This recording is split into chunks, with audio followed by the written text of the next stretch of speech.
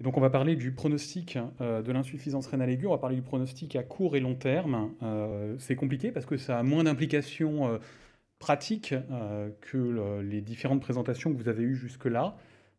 Néanmoins, je crois que c'est important pour vous donner une vision de ce que deviennent les malades une fois qu'ils ont l'insuffisance rénale aiguë.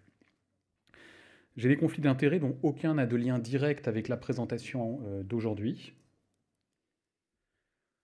Et donc on va parler de la récupération de l'insuffisance rénale aiguë, puisqu'une fois que l'insuffisance rénale aiguë est apparue, eh bien, la première étape, c'est de récupérer une fonction rénale. Ce n'est pas quelque chose qui est systématique, et vous verrez qu'il y a beaucoup de malades qui gardent une insuffisance rénale derrière. On va parler du pronostic vital à court terme, à long terme, de la morbidité et des conséquences sur le suivi des malades, tout ça étant peint rapidement, puisqu'il y a beaucoup de sujets à aborder. Tout d'abord, la récupération de l'insuffisance rénale, eh bien, la première étude qui a été de large ampleur publiée, parce qu'il y a eu des études avant, mais celle-là est la plus connue, c'est une étude qui a mis en évidence que la vitesse de récupération était associée à la survie des malades qui avaient une insuffisance rénale aiguë. Alors il y a un piège, et vous voyez notamment que les malades qui ne vont jamais avoir de récupération meurent beaucoup. Néanmoins, on arrive sur la première difficulté, c'est que pour récupérer une fonction rénale, il faut être vivant. Et bien évidemment, les malades qui sont morts n'ont jamais récupéré, et dire que les malades sont morts parce qu'ils n'ont jamais récupéré ou qu'ils n'ont jamais récupéré parce qu'ils sont morts est quelque chose qui est assez compliqué. Si on essaye de voir quelles sont les définitions de la récupération, eh bien aujourd'hui la définition qui est recommandée, c'est celle-là. Quand on a une insuffisance rénale aiguë qui récupère dans les 48 heures, et ça veut dire une récupération complète des critères que l'on avait, l'élévation de la créatinine et l'oligurie ou les deux, eh bien, on parle d'insuffisance rénale rapidement réversible. Vous voyez que le terme d'insuffisance rénale aiguë fonctionnelle a disparu, principalement parce que la plupart des experts s'accordent à penser que quand on a une insuffisance rénale aiguë en réanimation, il n'y a pas d'insuffisance rénale fonctionnelle pure. Il y a toujours une part d'atteinte du parenchyme rénal. Quand on a une insuffisance rénale qui va durer 2 à 7 jours, on parle d'insuffisance rénale aiguë persistante. Et quand on a une insuffisance rénale aiguë qui dure plus de 7 jours, on parle de maladie rénale aiguë. Au-delà du 90e jour, on rentre dans la maladie rénale chronique. Ça, c'est les définitions actuelles de la récupération de la fonction rénale.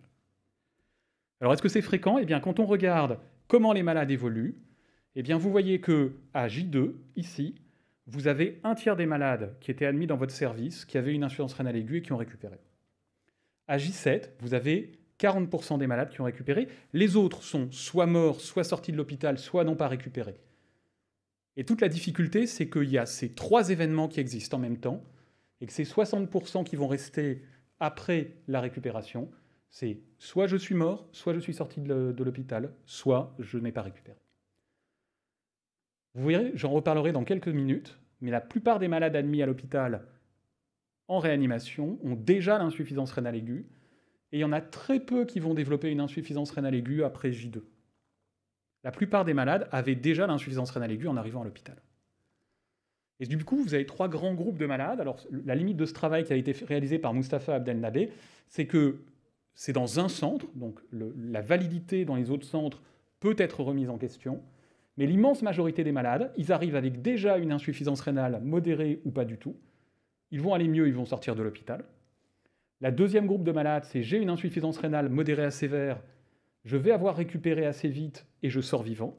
Et le troisième groupe le plus rare, vous voyez que dans cette étude, c'est moins d'un malade sur 10, c'est j'ai déjà une insuffisance rénale sévère ou je m'aggrave et je meurs. Il est exceptionnel, et ça c'est pour votre pratique, qu'on acquiert l'insuffisance rénale aiguë de novo après J2, J4. Ça arrive, mais ça doit poser question, et on retombe sur la présentation d'Emmanuel Canet tout à l'heure. Si un malade développe une insuffisance rénale aiguë, qui n'avait pas d'insuffisance rénale aiguë avant, qui n'en a jamais eu, alors il faut se poser des questions, il y a un diagnostic à faire. Ce n'est pas normal. Le pronostic à court terme, il n'est pas bon. Les malades qui ont une insuffisance rénale aiguë meurent plus, et ils vont mourir d'autant plus que l'insuffisance rénale aiguë est sévère. Ça, ce sont des courbes dites de Kaplan-Meier. Vous avez ici la population totale, 100%, ils sont tous vivants, et au cours du temps, il y en a une partie qui va mourir, et vous voyez là le délai en jours, le pourcentage des malades qui sont encore vivants, et vous voyez que quand on n'a pas d'insuffisance rénale aiguë, la mortalité en réanimation, c'est 10 à 20%. Quand on a une insuffisance rénale aiguë stade 1, on est déjà au-delà de 30% de mortalité. Quand on a une insuffisance rénale aiguë stade 3, on est au-delà de 40% de mortalité.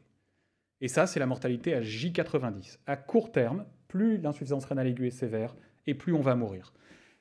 Il est évident que les malades les plus graves sont ceux qui ont une insuffisance rénale aiguë, que l'insuffisance rénale aiguë sera d'autant plus sévère que l'on est grave, mais même en ajustant sur ces facteurs-là, l'insuffisance rénale aiguë est associée à la mortalité. On arrive sur le pronostic à long terme, et là c'est le plus inquiétant pour vous. Le pronostic à long terme n'est pas bon, et il n'est pas bon à plusieurs plans, sur plusieurs plans. Le premier, c'est, on l'a dit, quand on a une insuffisance rénale aiguë, quelle que soit sa gravité, on meurt plus. Ça, on vient d'en parler, on le sait. Mais regardez ces courbes. Ça, c'est les malades qui sont vivants à J28. Ils sont venus chez vous, ils ont eu l'insuffisance rénale aiguë, ils sont survécus à l'AREA, ils ont survécu aux 28 premiers jours. Et on regarde leur devenir au cours des 10 ans qui suivent. Ils meurent plus. Vous me direz, d'accord, mais il y a des malades qui ont des maladies chroniques sous-jacentes, qui sont de mauvais pronostics à court terme. Regardez cette courbe-là, c'est je suis venu en réanimation, j'ai survécu à la réanimation, j'ai développé l'insuffisance rénale aiguë, j'ai survécu les 28 premiers jours, j'ai survécu la première année. Eh bien, les malades, à 10 ans, meurent encore plus. Les patients qui ont développé une insuffisance rénale aiguë en réanimation vont mourir plus et vont avoir un surcroît de mortalité à long terme, même s'ils survivent à la première année. Et c'est vrai, bien sûr, quelle que soit la sévérité de l'insuffisance rénale, ça c'est la dernière courbe. Est-ce que c'est quelque chose d'important? C'est dramatique. Et regardez cette étude, c'est une étude de Eric Host. Eric Host avait regardé la qualité de vie des malades avec une insuffisance rénale aiguë ayant nécessité une épuration extra-rénale. 121 malades. Il y en a à peu près la moitié qui survivent à la réanimation. À 1 an, vous avez les 2/3 des malades qui sont décédés. Quand un malade est admis en réanimation avec une insuffisance rénale aiguë nécessitant l'épuration extra-rénale, la mortalité à 1 an, c'est de 60 à 70%. Mais il y a aussi toute une morbidité qui est associée à l'insuffisance rénale aiguë. Il n'y a pas que la mortalité, les malades qui ont développé une insuffisance rénale aiguë vont avoir derrière un risque accru de plusieurs maladies chroniques. C'est déjà des malades qui vont être réadmis à l'hôpital beaucoup plus souvent. Ça, c'est le taux de réadmission quand on n'a pas d'insuffisance rénale aiguë. Et ça, c'est une ancienne classification qui est très proche de la classification Kédigo. Insuffisance rénale stade 1, stade 2, stade 3. Eh bien, vous voyez que les malades qui ont eu une insuffisance rénale aiguë ont un surrisque d'être réadmis en réanimation qui est de l'ordre de 50%. 1,5 fois plus de chances après ajustement sur les différents facteurs confondants. Les malades qui sont admis avec une insuffisance rénale aiguë ou qui vont développer une insuffisance rénale aiguë vont perdre de la fonction rénale. Et dans cette étude, vous avez ici des groupes de malades. Alors c'est par tercile, c'est-à-dire qu'on a séparé les malades en fonction de la gravité de l'insuffisance rénale aiguë. Donc ils arrivent à l'hôpital, ils vont développer une insuffisance rénale aiguë, sévère, modérée ou légère. Ici, c'est le débit de filtration glomérulaire. Ici, c'est 1 an avant, à l'hôpital, 3 mois, 12 mois, 1 à 5 ans. Et regardez, les malades qui ont l'insuffisance rénale aiguë la plus sévère sont ceux qui vont le moins récupérer et avoir un déclin de la fonction rénale ensuite. On a un déclin de la fonction rénale d'autant plus important que l'insuffisance rénale aiguë était sévère. Et regardez au total ce que l'on connaît. Quand on a eu une insuffisance rénale aiguë, eh bien, dans les suites, c'est rapporté pour 100 personnes années, c'est-à-dire 100 personnes sur 1 an, ou 1 personne sur 100 ans, peu importe. Eh bien, vous avez 23 personnes sur 100 qui vont survivre 1 an, qui vont avoir une hypertension. Vous avez 1 personne sur 200 qui va survivre 1 an, qui va développer une insuffisance rénale nécessitant l'épuration extra-rénale.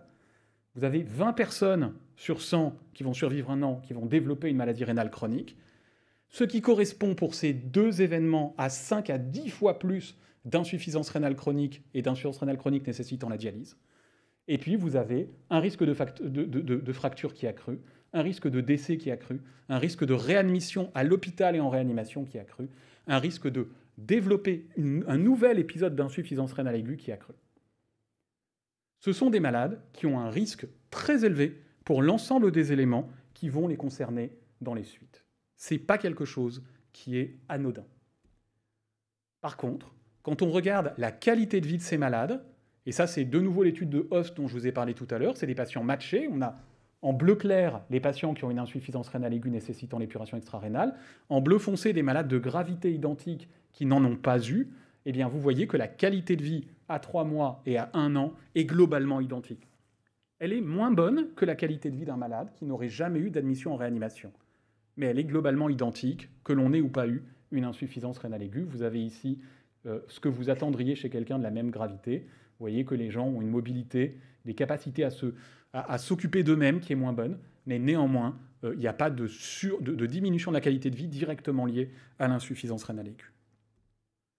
Enfin, il y a des conséquences sur le suivi des malades et des vraies interrogations sur la manière idéale d'aller suivre ces patients après la réanimation. Il y a un travail qui avait été réalisé il y a quelques années qui suggérait que quand on avait un nouveau suivi par un néphrologue, ici, eh bien, on avait un devenir qui était meilleur que quand on n'avait pas de suivi par un néphrologue ou qu'on avait déjà une maladie rénale chronique avant. Ça, c'est un travail observationnel, avec toutes les limites que ça a. La question est de savoir si on a besoin d'un néphrologue après la réanimation. Eh bien, aujourd'hui, on n'a pas la réponse. Et ça, c'est un travail qui vient d'être publié, c'est l'étude Fusion, qui est une étude de faisabilité canadienne, qui est une étude randomisée, suivie par un néphrologue systématique versus pas de suivi par un néphrologue. C'est une étude de faisabilité. 3400 malades qui sont screenés et pas éligibles. 270 malades éligibles. Vous voyez déjà que le problème est absolument minoritaire, en tout cas au Canada.